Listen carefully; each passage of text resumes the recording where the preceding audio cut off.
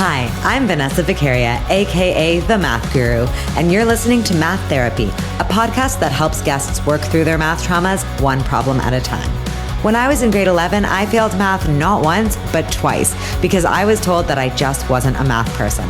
Thanks to a math intervention in the form of an amazing teacher, I ended up scoring 99% in grade 12 math, and now I run The Math Guru, my very own math tutoring studio in Toronto.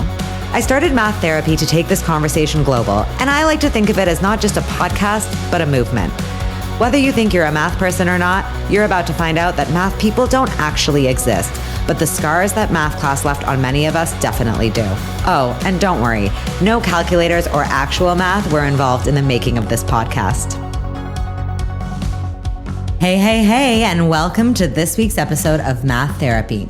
So this week is a special one because I'm interviewing one of my legit icons and mentors, Dr. Imogen Coe.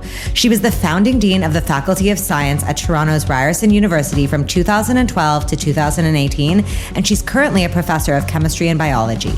Most importantly, though, she is internationally recognized as a Canadian thought leader in the area of equity, diversity, and inclusion in STEM, which stands for science, technology, engineering, and math. So what does all of that mean? It means that she advocates globally for equality in STEM fields and basically calls policymakers, corporations, and media on their bullshit, especially when it comes to the white male privilege that pervades these fields. You should probably know that her and I decided that we're like the Arlene Dickinson and Jan Arden of STEM. Obviously, I'm Jan, in case you were wondering. And after listening to this episode, I kind of dare you to disagree. So, ready to hear us channel our inner Dragon's Den, but like for math? Cool, because I don't even really know what that means, but whatever, it sounded fierce as fuck, so I'm gonna go with it. Let's do this. Welcome to the podcast. Thank you, it's great to be here. I'd like to just start by knowing a little more about like your history with math and science. Like bring me back to like little Imogen. Little Imogen. Well, little So Imogen cute, was adorable. Little Imogen grew up outside of Cambridge in the UK, as you can tell from my accent. Mm-hmm. And I loved science, but we also were raised with a sense that everybody had the chance to do those kinds of things that they loved. So I kind of have this dual pathway of wanting the world to be fairer and at the same time pursuing my love of science. So that's why I have this sense that not everybody has had the chance to get to do what I wanted, what I've been able to do, and that's just not right. When I was 7, I have a very strong memory of my little co-ed class, my little primary school just outside of Cambridge, the girls being rounded up and sent off to sewing lessons and the boys being rounded up and sent off to, I think it was woodworking, I don't know, because I didn't get to go. And I just thought, that doesn't make any sense. And it wasn't a gender thing. It was just like, it could be short people and tall people, or it could have been people with green eyes and brown eyes. It just, like, that doesn't make any sense why you would divide up people and then have them do things on the basis of some arbitrary characteristic. So I think from a really early age, I was really aware that people made judgments about people on the basis of gender or... So did you ever like say anything when you were younger, or do you remember, like, did you ever... I mean, I think I was aware of it, and I think I spoke to things that were... I can remember watching sports with my dad, because he was a varsity athlete, and the Olympics, and watching pole vaulting, and thinking, whoa, that looks really exotic and like a little bit dangerous and stuff, but girls don't do it, and like, why is that? And so I mean, I think I raised it as like a, well, that's weird. Why isn't that happening? So I think it was more like oh, that's weird. Like I would see it and comment on it, and then people would not have good answers, and then I would say, well, that's not a good answer, you know. So it kind of evolved. So how did this start for you actually becoming like on your path to being a thought leader? Like how did you start this work? Like, do you kind of remember how you got into it? Well, so I think I've always been one of those people that would speak up. Shocker. Yeah, I know. It's really, and I don't, somebody else called me a thought leader, and somebody else wrote that. Well, I'm going to call you that. So I think, okay, you know, if that works for people. So I think like I was the student rep on the, you know, they needed a departmental committee, and I would be the student rep. So I would speak up, and then people would ask me to stand for positions because I would speak to things that they were afraid to raise and that kind of stuff. So I think I became a bit of a sort of a representative who would speak to issues. I would speak to issues around sexism in science, and people would, make comments. I think I did that. I was a sort of a known Shit disturber. We can use that instead of thought leader. If you like. Yeah, okay. Well, depending on the audience, it might be appropriate. So I pursued a career in science. I became a professor. I became the chair of the department, and I became an associate dean because I would speak to issues around strategy and leadership and that kind of stuff. So that was part of it. And then that gave me a platform to be able also to speak to discrimination and that kind of stuff. And then when I became a dean, then that was a very clear platform also at an institution that had a very explicit mission to sort of social justice. So it was kind of a good combination there. Well, one of the coolest things about you, I think, is that like you really don't give a fuck. Like if people are going to be unhappy with what you say. And I think that's really, really hard. I know it's hard for me to do. So I don't feel like you feel that way at all. Or do you? Like, is that something that ever holds you back? Or like, and if not, how do you get past that? Well, so no, I think it's true, but I have huge privilege. I have like tons and tons of privilege. Like I'm so privileged. I am so privileged, which means I have responsibility. And I'm privileged and I can say those things because I'm safe. Right, I am not going to lose my job. I have tenure. I have a very good job. I have a very secure position. And I have so much privilege and a platform and security behind me. I have an institution. I'm not going to get fired for saying what I say. I'm also far enough along in my career, so there are disadvantages to being a woman that gets older. You have 5 minutes where you're actually the right fit for the age. First of all, you're too young and you don't have enough proven track record. And then there's 5 minutes, and then you're past it, and they're looking for somebody who's younger and has more potential. So I'm far enough along in my career that I don't really have to worry about other people impacting my career. If I wanted to go on and do something, I don't know, like be a president or something, maybe. Oh my God, I would vote for you. But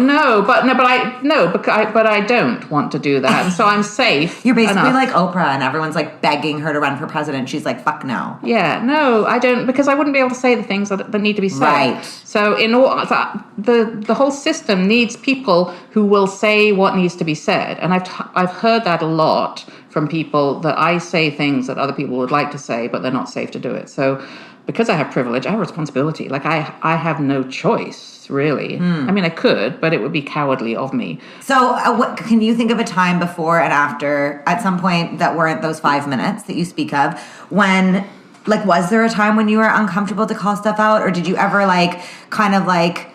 not say something you thought because you were scared? Or did you do it and were there repercussions? Like any of these things I'm actually curious about, because I feel like I deal with so many young people. Yes.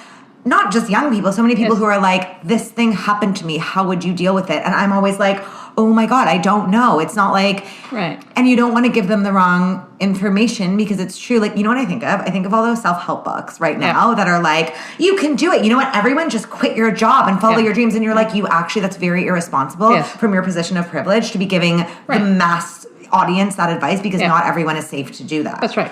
Yeah. So did you ever feel like that at a point in time? I think I was, I totally imposter syndrome, I really struggled with self-esteem hugely, with my weight issues, with my appearance, with my, I was in abusive relationships for a long time. So all of those kinds of things, I think, added to a sense of pretty low self-worth. The things that have happened to me in my life outside of my work have been way more serious and impactful than my work. Like, there isn't anything anybody can say about me from the work perspective, or this work around EDI and STEM, that can be anywhere near as damaging and as bad as what happened to me in my personal life. So in that sense, I'm pretty calibrated in the sense of what is my perspective on this situation, and somebody says something, and somebody says something that might hurt me or it might impact me. It can't be as bad as some of the things that have been really bad that have calibrated my life, which are human things. They're like, the death of my father,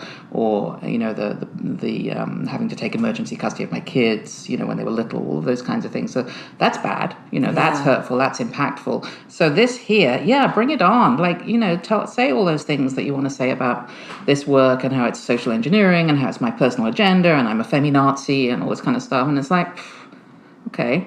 You know, because in the grand scheme of things, that's actually like, it's kind of like little buzzy mosquitoes. So when I look at other people and I think, wow, you know, we have to really understand people's humanity and what are the things that really, really are hurtful and impact people negatively. And, you know, it's often the things that affect them personally. And how can we create cultures and contexts that are just kinder and more humane, which is one of the things that I really want us to do in science and STEM is like, why does chemistry have to be such a mean profession? Like, why is it so mean? Like, and they're proud of their meanness. And, you know, why do we have engineering frosh week? Why do we have this weird culture where this kind of humiliation culture? Like, where did that come from? Why, you know, why do we do that? You know, so deconstruct it. This is so interesting. I literally have like 30 things to say. So number one, I just watched the Taylor Swift documentary. Yes, me too. I'm kind of feel like you're Tay-Tay right now. Because this idea of like, right, she talks about how you hear about all those celebrities,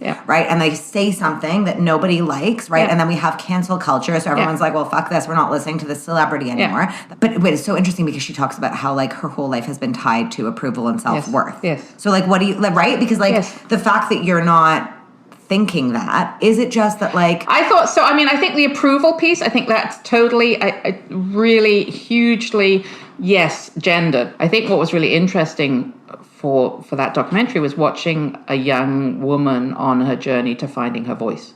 And that's what I came away with, is that, you know, she describes and demonstrates a level of self-awareness that grows, and she becomes more and more self-aware. She begins to recognize how gendered and how stereotyped and how controlled she is in every sense, her image and what the expectations of her, and then her awareness grows of herself, and then she starts to find her voice and she starts to challenge some of those things. And kind of similar to you in a way of being like, she recognizes that she's in this position of privilege in a way, right? Of being like, I need to do something with this. Yes. I found it quite kind of uplifting because there's a person finding their voice, and that's what I'm, you know, that's something that I often will, a message I'll often give out is you have, and I've said this often when particularly talking to groups of young women, you have a voice, you have a right to use that voice, and most importantly, you have a right to have other people shut the fuck up and listen to what you have to say.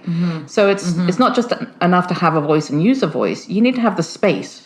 Right. You know, somebody needs to give you the space and time for you to actually fill that space with your voice. And I think that's sometimes something that is missing. It's like, yes, we can empower and encourage and you know, build confidence, but other people are going to have to share the space. And that means that, you know, white men with privilege, white straight middle class men with privilege, often, we're going to have to share the space. They're going to have to make some room, or boys are going to have to make some room. They're going to have to learn to share the space with everybody and not just completely dominate. So, okay, can I ask, like, how do you feel like we're doing with that? And I ask because this is not... I mean, this just happened to me this weekend, and it happens to me all the time, and it literally is the thing. This is like one of those things where I feel like I have messaged you and been like, what do I do about this? Where somebody has said to me, well, like, I don't think there's really an issue anymore. If you look around, I hear this a lot, you know, more than half of our teaching staff, more than half of our math and science teachers are female now. And like, you know, there are a lot more female scientists. And like, you know, I hear this all the time. Right. Oh, there's no problem anymore. Right. What's your... Well... So I'm a scientist, so I go back to data and evidence. Great, perfect. So I say, well, I know it feels like that or it seems like that, but actually the reality is that's not the case. And just the same way that we know the Earth is round and that vaccinations are good for us and help prevent, you know, disease that could otherwise kill people, we go back to the data and the evidence and we look. And we can see that there still is a problem. And we can still see that we are missing talent, that we're missing ability, and we need to be leveraging that. So I get that people see that or they may feel that, but that doesn't make it real. So what would you say, like, just because, you know, I know a lot of our listeners are people that have anxiety around math or around science, and specifically when you dig down, anxiety about the fact that they just don't belong. Right? What would you say to somebody who said, well, maybe like, let's just use girls because a lot of my work is around gender. So I talk about girls a lot. Maybe girls just aren't interested in being engineers. Like the opportunity is there, but maybe they're just not interested. So again, I come back to this huge body of evidence and data that we have that says that that's not the case. So and we need to be having that uncomfortable conversation that says, you know what, parents, teachers, that is not the case. We don't have, there's no evidence for that. And we need to be thinking about what is actually going on. And so we know that babies are born with natural curiosity. That's what their job is. They're supposed to be figuring out how the world around them works. But we can tell from the age of, we can tell from studies on how parents or adults interact with babies that even before babies can walk, they are gender stereotyping babies in terms of giving babies girl or gender reveal parties. Gender reveal parties are horrible. Like, it's still horrific. A thing. It's a huge thing. Yeah. If you go to other parts, the thing that drives me nuts is that we think that our experience is like the only experience, right? So we think that like each of us as individuals. Yeah, or us as let's say Canada. So so if you go to other parts of the world, you don't see fewer girls in engineering. So what is it? Is it that girls in engineering... Like, give me one example, like one country. The Middle East or Eastern Europe, right? Now, the girls and boys that you will see in engineering and physics in those countries may come from a different socioeconomic sector. So poor girls and poor boys may not be making it into those areas of those disciplines. I mean, the same in Korea and, other parts of the world. So what is it? Is it particularly that Canadian girls just... don't get it? Or is it that somehow, Turkish girls are incredibly interested in science and engineering? So, and if it is that, then one of the interpretations of that is that there's something that we do culturally, right? Because there are cultural differences, not that it's a girl thing, because girls around the world are showing very different kinds of patterns of engagement. So if it's a cultural thing, then what is the cultural thing that we're doing that's disenfranchising girls and disenfranchising boys? Because we're doing it to all of them. We're doing it to kids. Mm-hmm. So, if you work with young people and if you work with... so I work with FIRST Robotics. So that's high school competitive robotics. And if you talk to girls... They're exhausted from continually having to push back against the gender stereotypes and continually having to push back against being told that actually, no, it's not, this is not something for girls, or why are you doing this? Or maybe you can design the t-shirts rather than do the coding, that kind of thing.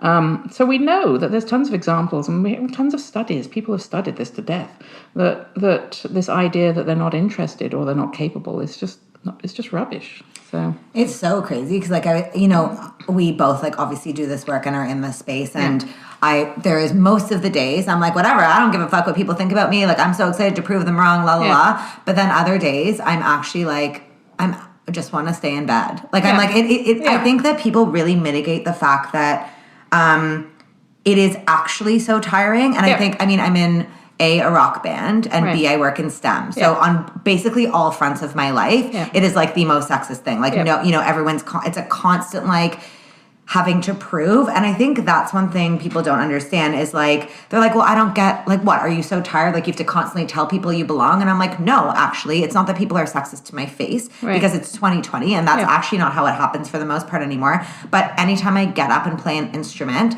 I have the additional stress of being if I fuck up, people are going to say, see, girls don't believe in rock and roll or don't belong in rock and roll. They're not going to say she sucks. I'm standing up here representing my entire race and gender. Oops. Got really pissed off there, breaking shit. No, but...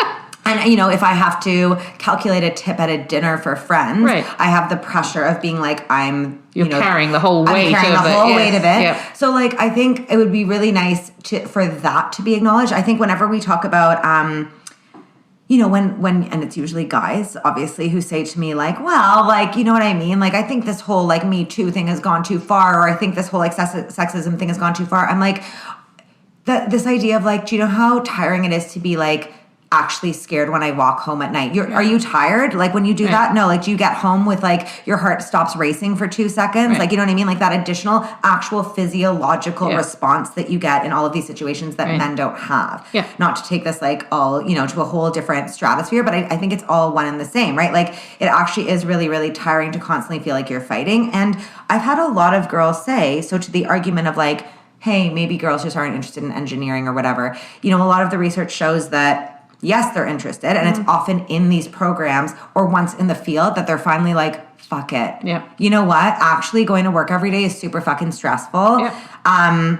And it is tiring. So what are things that people can do in those environments, like in engineering programs, or once they actually get to the fields? You know, we talk a lot. I know you do a lot of work around changing culture, right? Like what's some of the stuff you suggest? I think one of the things that really we have to shift, and it drives me nuts that we still seem to be having this conversation around, well, if we have more science camps for little girls, that'll help. You know, that'll make a difference. And the K-12 landscape is really crowded in Canada, or at least it is in the GTA. So there's tons and tons of initiatives for girls in STEM, and there's nothing wrong with that. That's great, and it builds confidence and it builds skills and competences that I think are really useful. But all of that is not going to make a difference, and the data and evidence and scholarship shows it doesn't make a difference in the absence of also addressing culture and context. So yes, can we like just take that in? Yeah. Great. Yeah. So that is a message that I am continually now trying to push out. Very. I used to try and be kind of subtle about it because same thing. I didn't want to offend people, and people feel very warm and fuzzy, and they feel people want to do good works and they want to donate to science camps for little girls because it makes them feel good and it checks the corporate social responsibility box, and it doesn't require them to do any work. They do not have to do any work on themselves. So so it's easy, right? So and it makes people feel warm and fuzzy because the people having to do the work are these girls apparently are deficient, and that really fucking pisses me off because girls aren't deficient. They're awesome and they're amazing and they're brilliant and they're fabulous and they're carrying so much burden of the cultural conditioning and the stereotyping that we put on them, and then layer on top of that racism and ableism and homophobia and stuff like that. So it's not on them to do the work. So this is a big part of my message. It's not their job to do the work. Yes, we can support and encourage and build core competencies and resilience and grit and all of those things we hear about. But we have to start paying attention to who does have to do the work. And that is the people in control of the context and the culture, right? Which is adults to begin with. Mothers can be really gender stereotyping. There's mothers that are doing gender reveal parties, fathers can be really positively impactful on girls in STEM. Adults, teachers, media and marketing, I think, are, really complicit. And in other countries, they're being held much more accountable. In the UK, you can get fined for having stereotypical ads on TV. Yeah, I remember when that came out like 3 years ago. And they're doing it. Yeah. And there's this great organization called Let Toys Be Toys, which is calling out stores for gender stereotyping and clothing and stuff like that. So we have to be starting to pay attention to those things, which means we have to be thinking about how we raise boys and what the role of men is in terms of promoting gender equity, and what the role of white people is in challenging racism and all of those kinds of things. And the burden of responsibility is on the people with power and privilege. And the people with power and privilege are typically the dominant group, which is most of the time middle class, middle-aged, straight white men. So I say that explicitly in my talks, and it doesn't always go over that well because those people will sometimes get really defensive. Sure. But I have noticed over the last 10 years, I would say, that I've gone from talking to rooms full of women, so preaching to the choir to some extent, white women often, to nowadays talking to rooms full of gender diverse individuals. Me too. Yeah. I will say, like, when I used to talk about this, there was never a man in the room. And I actually said this, and I felt I was like, I know this seems weird that I'm saying this past weekend in Grand Prairie. And I was like, thank you to the men in the room. And I know it's weird that I'm saying thank you, but there was a point when men would not be in the room. Right. They didn't think it applied to them. That's right. And we can't really blame them for not thinking it applied to them, because we kept saying, fix the girls, and let's, it's all about the girls. And it's not. It's about human beings. It's about humanity. So the culture and context, how do you fix culture and context?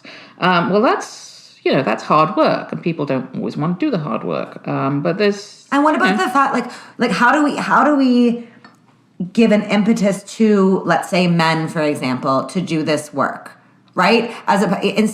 We are always like, think of your mother, think of your wife, like all that bullshit of being like whatever. Like, I feel like, what you kind of said before, talking about like, economically, like, don't we want better standards of living, this and that? Does that work? Does that resonate with people? I feel like people are so detached from the greater good that they really just think of themselves all the time. Well, I think, That's I mean, horrible thing to say, it does, sorry. well, but human beings are programmed to think that way, right? So human beings are, we have to think about, how can we use human psychology? How can we use favor? How can Especially we use our culture. Our culture is very, Western culture is very like every man for themselves. Individualism. Man. Yes. Yeah. So, I mean, but if you look to the work of people like Michael Kaufman, Jeff Pereira, and Michael Flood are the three male experts that I refer to. There's a ton of data that shows gender equality is actually better for men. So now we have let's hear some. We now have all of this attention around mental health. Right, much more attention than we used to have around the importance of good mental health. And when you create more gender equity, and you look at the programming, and you look at culture, the culture of overwork, the culture of gender stereotypes around who does which kind of work, and what does masculine sort of macho culture mean, which is what boys are raised to aspire to. It's actually really bad for mental health. So if we actually can raise boys to be caring and compassionate, and and embrace those characteristics that have been gender stereotyped to be feminine, it's actually more healthy for them. Then they can open up. They can be empathetic. They can talk about their feelings. They can have. We have the language we use around men's friendships, romances, right? Why can't you have a good friendship with a man without it having sort of like sexual connotations? Yeah, exactly, yeah. Right? So 100%. So I promote a systems approach. So there are different ways that you can say this is good for everybody. So it can be good because creating a more humane workplace is good for everybody in terms of mental health, in terms of productivity, in terms of retention. So if you're in the corporate world, those are all things that you want. You want good, productive people to stay, and you want to hire the best. So you want to make sure you have a And you don't want workplace. people to take time off for mental health. Exactly. So, create an environment where you recognize that part of what you're doing is creating more gender equitable kind of workplace, which is going to, hopefully bring in more women and hang on to them, but also it's going to make the men in your organization healthier and happier. And what about the media? Because, I think we both agree that media, I think, is like personally the biggest force, because I think that's where everything trickles down from. And, lately there are a lot of campaigns, like think about like the Gillette campaign or like, how do we feel? What's the vibe on that? Are we like, okay, yes, good work? Or are we like, okay, this is like too extra and like very transparent? Or like, what are we thinking? So I'm a big fan of holding media and marketing accountable. And I think that they are absolutely complicit in gender stereotyping. It drives me nuts. I hate Disney. Can we talk about the fact that like the Little Mermaid didn't speak and she brushed her hair with a fork and the guy was head over heels for her? Yeah. Like, what the fuck? Yeah, no, I think that, Like, based on what? And if you go to Gina Davis's, oh my God, I know. I need to get in on this. To get the data, even though they've come out with more and more like empowered female characters, they speak less and less. They speak less and less. I've seen that. Like, there's a whole infographic on that. Yeah. Media and marketing. I don't know. In Canada, we're just like so complacent and just like, it's like there's nothing, there's no substance there. There's like no challenge, and I think there's a laziness around it that doesn't challenge them to look at how stereotyped they are in many different directions. I think the Gillette ad is brilliant. I've seen it. Me too. I've seen it shown at a really big venue. Tanya Van Biesen from Catalyst and I were keynoting on something, and she showed it at a really big venue that was full of engineers. It was like Hydro One or something like that. Lots of men in the room, and it really, it really shuts everybody up. You can hear a pin drop. And then she also, and then I think either before or after, she showed the Always Like a Girl. Yes. Which always makes me cry, So little girls like run like a girl, and she's like this. And then, as they get older, and then they ask a teenage boy, can you run like a girl? And he does this kind of like really, insulting kind of stupid run. And then they ask him, is that like your sister? And he said, no, that's not my sister. But that's I'm getting goosebumps. And then what? Yeah. And then they go to a teenage girl and they say, can you run like a girl? And then she does the same thing. She does this goofy kind of like stupid trivial run. And so it's really, it really shows the shift in terms of how we belittle and demean and humiliate the things that girls do So I think putting those two side by side. And also, it's like there are Olympic female runners. Like what? Fuck? And when I was growing up, when I was a little kid, women's soccer was a joke. Like Benny Hill, it would be like it was used as a joke. Now that's changed, right? So now there are the Lionesses, and there's a World League, and then women play cricket, and so all of those things are actually changed, and it's good. But we still have, and none of that happened through making media and marketing more accountable. It came through other routes of people advocating for change. So, so I like things like Gillette and Always and Dove have done some really good stuff. And I think if you are going to push the agenda, you're going to have to deal with the backlash. So yeah, of course, put it out there. And yeah, you're going to get all of this nasty stuff and toxic backlash and everything. But that's what leaders do. That's what pushing the agenda does. You won't get cultural change without people getting hostile. Yeah, and at this point in time, with the way our culture is, the leaders are corporations. Yes. Right? The thought leaders and the people who get to spread new ideals and messages are brands. And so it really is their responsibility. I always think about, I was always so torn with celebrities who would be like, well, fuck, I never wanted to be a role model. I just wanted to be a singer. And it's like, well, too fucking bad. Like, that's part of your job. That's actually why you get paid millions of dollars, is because you're a role model. It's not just about your music. And, like, I think the same does need to go for brands. It's like, be aware that you are creating cultural values at this point. Right. It is like you are a person of privilege, but a corporation, right? You are in a privileged position. You have this opportunity. So what are you going to do with it? So I think that's important. Yeah, I agree, totally. And I would like to see more courage from some of those. Absolutely. Yeah. And I mean, the other thing too is, I guess I find it weird.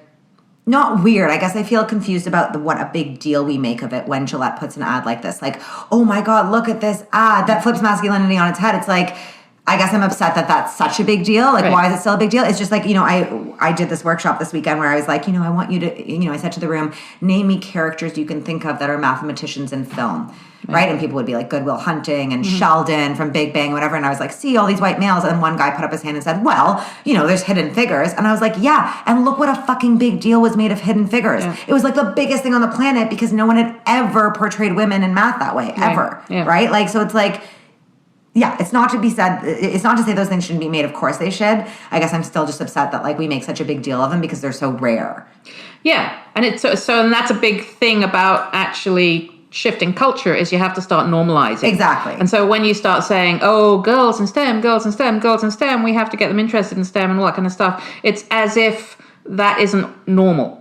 And that there's that they're unicorns, and there's like, I had a graduate student that came through a program, came through the medical physics program as an undergraduate, and then she switched over and came into molecular science to do more cell biology and stuff. And she is really, really smart, but she would describe how exhausting it was to continually be treated as if she was some mythical unicorn. Right. It's like, you have a degree in medical physics? Well, you must be so smart. You must be so rare and wondrous. And, and people thought it was a compliment, but all it did for her was made her feel like she was weird. Right. And so, and that's really sad. I want it to be normal for everybody to go and I want it to be normal for girls to go and do medical physics, or girls to go do engineering. I want it to be normal for boys to go do ballet. I want it to be normal for, boys to play with dolls. I want it to be normal for girls to build robots, and it's about normalizing humanity and human activities. And that's shifting culture, right? It's not about like focusing on fixing girls. Yeah. Okay, I want to ask you this question because it is the stupidest question, but I would like an actual scientist to answer this for anyone out there who might still have a doubt. So I did an interview with an actual radio station that was live on air to people across Canada. Oh, and the host said I'm afraid of what's coming. You should be. The host said to me, so listen, this is crazy, but I saw this article and they did brain scans of girls and boys and they proved that there is no difference when it comes to mathematical intelligence in girls and boys' brains. And I was like, he was like, did you know that? And I was like, I don't need a brain scan at this point to tell me that. Like, yes, like I said, everyone knows that biologically there is no difference. And his response, I just hope you are sitting down, I'm looking at you. And he said, yeah, I just wonder what happens after puberty. So for anyone For anyone out there who still thinks that there is a biological difference in the way that males and females are capable of math, can you give us a little, like, you know? Like, is that in any way true? No, absolutely not. Right? Thank you. Just what? So let me just say, what brain scans will show you typically is that there is a range of brain activity in men and a range of brain activity in women, and they overlap. So there's diversity in human beings, right? But there's nothing that splits them into, okay, you can only do this and you can only do that on the basis of there's no math gene, right? There is no math gene. And and let me tell you, I have worked with DNA directly. I have sequenced DNA. I have the A, T, G, C, A for genes that I have studied. And I can tell you there is no math gene. I mean, I feel like we should just end right here, except I have 2 more questions I need to ask you. But thank you. Thank you very much. I mean, I know the answer. Yes. Most people know the answer, but there are still people out there who do not know the answer. And I'm so glad that we had a real fucking scientist who has touched DNA. I think maybe we should, take out like ads on billboards or something and say, there is no math gene. Stop looking. Yeah. Okay. We can work on a campaign. Yeah. Okay. Final 2 questions. Mm-hmm. What would you say to someone who says they're not a math person? Oh, I would say, oh my God, you're a person, you're a human being. You use math every day. You just don't realize it. We're all math people. Great. Be bold. Have courage. Be bold, be brave. Okay, and lastly, how would you change the way math is taught in schools? Oh, well, you're the expert on that. Well, I know, but I would come and ask. You, so. First of all, I would come and ask you. I would say, somebody's asked me this question. Vanessa, can you give me, 12 hours of your time at whatever your going rate is? And then we would negotiate, and I'd buy you more tea or something. So I would say, I wish we could slow things down. I wish we could slow things down and spend more time and just immerse ourselves in the the wonder and the beauty of math. If I hadn't done science, I would have done music. Music and physics and math are all tightly intertwined. I would love to just immerse myself in understanding the math of music, and I think just normalizing it and making it part of the world around us, I think, would be a way to just really help us understand that we're all math people. The world is, math is the language of the universe. And so when you're learning math, you're just learning a language, and you're learning the language that underpins the entire universe. So it's like everything. It's the world around us. So maybe slowing it down and just being able to sort of have some wonder and some sort of understand the beauty of it. Room for curiosity, I think. Yeah, absolutely. Yeah, that's what you said. Yeah. That's what you said. Room for curiosity, yeah. All right. Well, okay. Before we completely wrap up, and I say bye in a very dramatic way, is there anything we didn't talk about that you want to say? Is there anything you want us to promote for you? Is there anything you want people to do? Any call to action? Wash your hands, everyone. Wash your hands. Always, all year round. Wash your hands. Get your vaccinations. Treat people kindly and humanely, and stop gender stereotyping kids. Please, please, please. Stop gender stereotyping kids. Let kids have all the toys. Let kids have all the books. There are no books, films, movies, toys for girls, for boys. Let kids be kids and let them just explore the world. Imogen, it was a fucking pleasure. This was so good. I feel invigorated. I feel ready to go out there and squirt hand sanitizer all over the place and just yell for gender equality. So Thank you. Anytime, always. So powerful. I always feel 10 times smarter after talking to Imogen, and I really hope you guys do too. I know we all try our best, but I think it's really hard to understand how deep diversity issues really run unless you have an expert help unpack them for you. Knowledge truly is power, and I hope that this episode gave you a new lens with which to look at not only the complexity of math and gender, but to examine the way you see yourself as a math person or not. If you want to follow Dr. Coe on socials, which I highly recommend, you can find her on Instagram at Dr. Imogen Coe or on Twitter at Imogen R. Coe, PhD. As always, you can find everything we talked about on our show notes at www.themathguru.ca/maththerapy. And remember to follow us on all social media at The Math Guru for more math therapy and more of me. Finally, a reminder that Math Therapy is hosted by me, Vanessa Vicaria, produced by Sabina Wex, and edited by David Kochberg. And our theme song is Waves by Goodnight Sunrise, which is my band. And guys, if you know someone who needs math therapy or just needs to hear someone else getting math therapy, please share this podcast and write a quick review on whatever podcast app you use. Those two things make a huge, huge difference. I'm really determined to change the culture surrounding math, and I need your help, so spread the word. That's all for this week. Stay tuned for our next episode out next Thursday.